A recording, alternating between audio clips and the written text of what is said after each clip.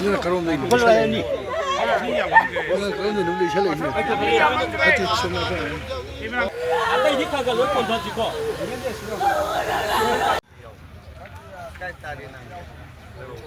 야예 야부디 또.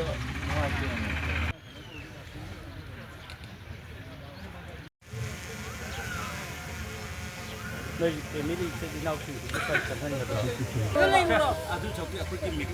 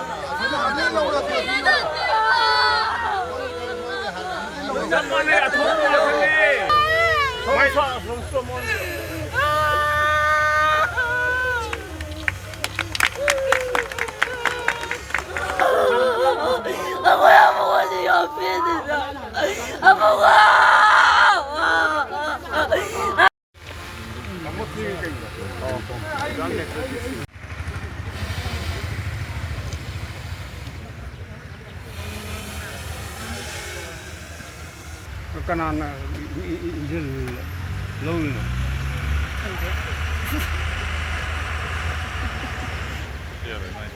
Half a year.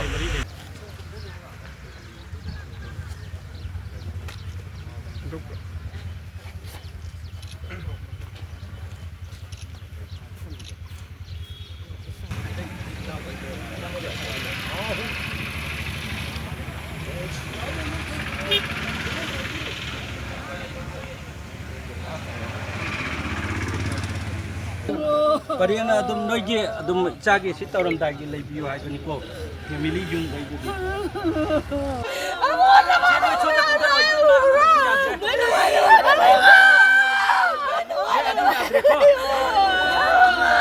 Hoi hoi ta nuksina banga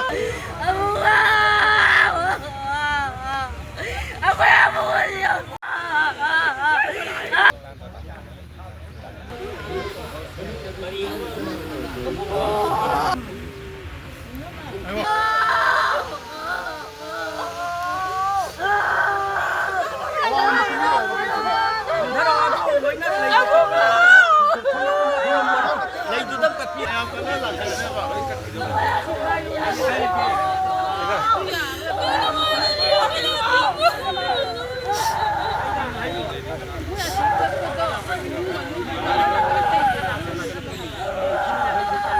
Ayo mình kesan thâu social activist samuel lagi ni Anthony amadi Avinash koi hau kiwa tahun 23 da 23 November date 5 ta mang khayana tawaga kangpupi romda moi lagi hidami pau tarakani ado masih se sahi ahan bagi mon ahan ba kanu mai kum hanggopan wit haitara si se yamna nuai tawa taseng haragadi kuning da pen da Kayam pue, karena matung tarak pada semua thawak saya thok karena bahasa kara mudi lain ni mana karena menasi sahaya lu saja. Hauki bacahi ing lisingani pemanga kamta thagi kolum doi ni pan ba nongwai sing numita aikoi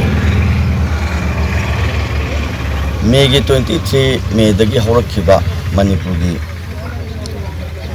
koi khangok daba landu da Mamang sahida laikidaba Ningthaujam Anthony amadi Avinash Maibam anigi ngasi si Joint Action Committee amadi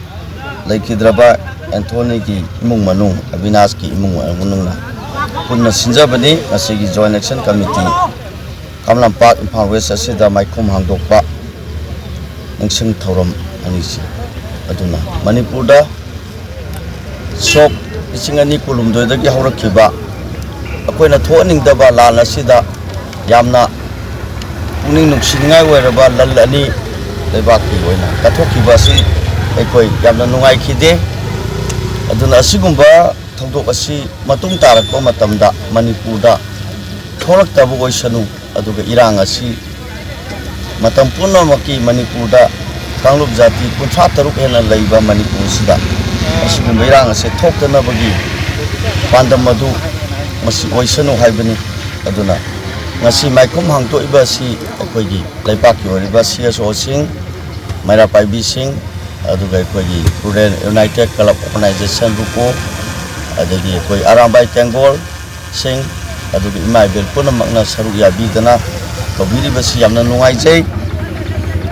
JC amasung athaungi Anthony amadi Abinash ki imung manungi site tagi haijanang badi Kanglup Jati yamba Manipur ase matang kuting makta hingbagi adumna luraba matam asida hojik laiba anauba lengak haiba tare anauba chief minister aduga anauba cabinet minister singna masida miyang changaga security singji sanction kanda sidagi di buffer zone oire kakhatba yadre adagi asongi nasu buffer zone yore kumba yadre na sum haidi law and order si free thaba dona ekoi mayam loina ugiba ngakta ni natra singdasu